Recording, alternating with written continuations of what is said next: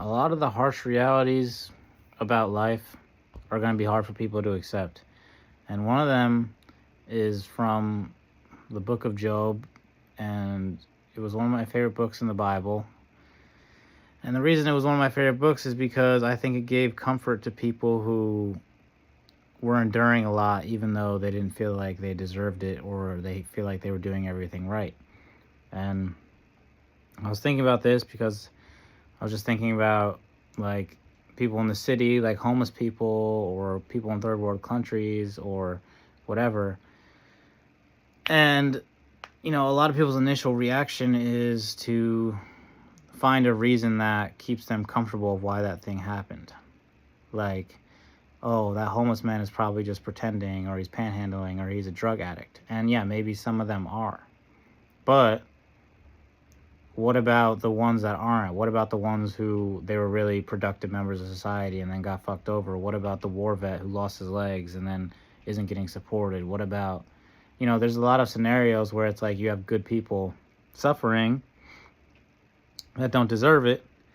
And I think it's fucked up how, our survival instincts kick in. And then there's a lot of people that are just going to get, thrown to the side who suffer when it wasn't their fault. And I think that's what the painful thing for people to accept is. And I think that's what the book of Job was about, is a man who did his best, was trying very hard, and got hit with circumstances that God let happen, that he says let happen. People judged him in the book, saying, you must have did something wrong. And God was like, no, he didn't. And he's rightfully angry. And basically the summary is like, we don't know how everything's working. We don't know why we go through the struggles we go through. We don't know why we're dealing with certain things, or why people don't understand, or why we get judged and whatever.